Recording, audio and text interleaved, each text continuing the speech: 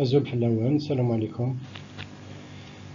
Bienvenue sur cette chaîne YouTube. Donc nous allons commencer les TD sur les oscillations amorties à 1 degré de liberté.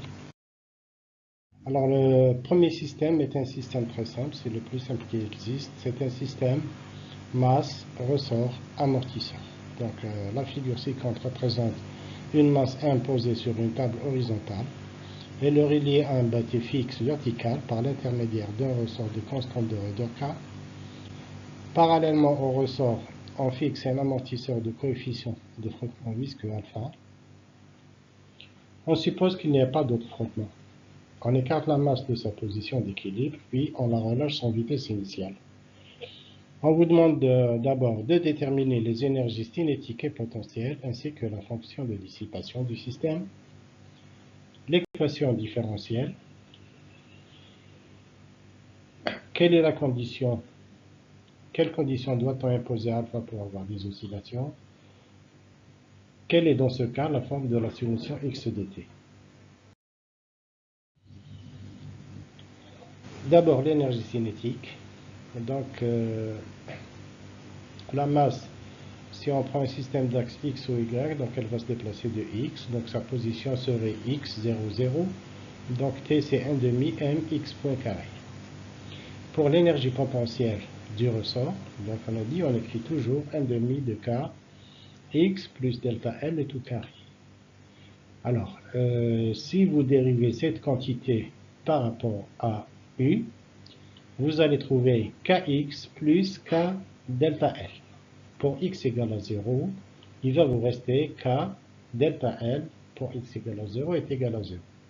Donc, ça veut simplement dire que delta L doit être égal à 0. Donc, ce système, ce ressort, n'a pas d'allongement delta L en position d'équilibre. Donc, après, si vous appliquez la relation de Lagrange, vous allez avoir donc le classique mx de point plus alpha x point plus kx égale à 0. Donc, l'équation, c'est-à-dire quand vous dérivez, divisez tout par m. Donc, alpha sur m, c'est de delta. Donc, delta, c'est alpha sur 2m. Et k sur m, c'est oméga 0 carré. Donc, oméga 0 est égal à la racine de k sur m. Pour avoir des oscillations, il faudrait que l'amortissement soit relativement faible. C'est-à-dire qu'il faut que delta soit inférieur à oméga 0. Donc, à ce moment-là, vous allez donc trouver alpha inférieur à 2 racines de mk. Alors, pour la courbe, c'est une courbe d'oscillation amortie. Deuxième exemple, vous voyez, donc ici, on a mis un amortisseur, alpha VA moins VB, le tout carré. Alpha VA moins VB, le tout carré. Ici, le VA, par exemple, est égal à 0. Il reste 1 demi de alpha, finalement, VM carré. Donc, voilà, vous retrouvez VA égale 0, VB c'est VM. Donc, on a la même équation du mouvement. Donc, voilà ce qu'il faut à peu près retenir de ça. Bien. Maintenant, donc ça c'est un classique. Troisième exercice, il est relativement simple. Donc il est extrait du concours CPST 2018. CPST c'est le concours d'accès aux écoles supérieures algériennes. Donc il est noté 6 sur 12, si vous voulez l'équivalent des 10 sur 20, et on lui a accordé environ 40 minutes pour le faire. Le temps alloué à peu près 40 minutes. Bien, donc la partie B, la constante d'élasticité, c'est à l'équilibre, c'est-à-dire qu'on prend mg est égal à k delta L, donc on déduit le k, puisqu'on nous a donné le delta L, il est là. La pulsation propre, une fois qu'on a le k, c'est racine de k sur m, et c'est bon. Alors, quand le bloc vibre librement, on enregistre des oscillations amorties de la masse avec un déplacement initial de 5 cm. Donc ici, c'est 5 cm. À partir de sa position d'équilibre, voir figure ci-dessous. Donc voilà. Donc d'emblée, on peut dire que la période, ou bien si vous préférez, pour être plus rigoureux, c'est la pseudo-période. elle est de, ici c'est 0,5, ici c'est 1,5, donc ici c'est 1. Donc la pseudo-période c'est 0,5 secondes. Et l'amplitude initiale c'est 5 cm. On vous demande de déduire du graphe la pseudo-période, donc c'est fait. Calculer delta, le décrément logarithmique, qu'on vous dit c'est ln x 0,5 sur x en 0 sur x en 0,5. Comment appelle-t-on cette quantité? Donc voilà. Alors, ici c'est 5. Et pour 0,5, ici 0,5, c'est 2. Donc c'est 5 sur 2, c'est-à-dire 2,5. Donc delta est égal à 0,916. Cette quantité s'appelle le décrément logarithmique d'ordre 1. Alors, d'ordre 1 uniquement parce que c'est pas la peine de préciser. Donc c'est parce que même si c'est d'ordre 2, à ce moment-là, il faudrait diviser par 2 et on retomberait dans la même situation.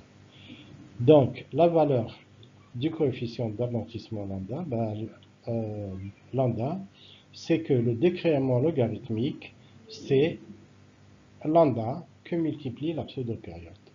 Donc, si on a ça, on a déterminé TA, donc on peut déduire lambda, que nous on a appelé delta. Calculer le coefficient de frottement en unité SI. Calculer la pseudo-pulsation oméga A par deux manières différentes. On élimine l'oscillation amortie en remplaçant la masse M par M0. À partir de quelle valeur de M0 les vibrations disparaissent? Alors le coefficient de frottement, donc puisque j'ai déjà déterminé lambda, et puisqu'on m'a donné M, donc alpha est égal à 2M lambda. Donc ça vous donne ça. Calculer la pseudo-période oméga A par deux manières différentes. D'abord, oméga A, c'est 2pi sur TA. Puisqu'on a déterminé TA, donc graphiquement, donc oméga A, c'est 2pi sur TA. Ou bien, on peut dire oméga A, c'est d'après donc sa définition, c'est oméga 0 carré moins lambda carré. Donc c'est ça au carré moins ça au carré. Donc les deux grandeurs sont déterminées. Donc on retrouve le même résultat. La valeur de M0, donc on élimine l'oscillation amortie en remplaçant la masse M par M0. Alors, pour avoir des vibrations, il faudrait que lambda 2 soit inférieur à oméga 0 pour avoir des vibrations. Pour lambda supérieur à oméga 0, on n'a plus de vibrations. Donc la limite, pour supprimer, la limite c'est le régime critique, c'est-à-dire que ici c'est égal. Donc il faudrait que, alors oméga 0 c'est K sur M doit être inférieur ou égal à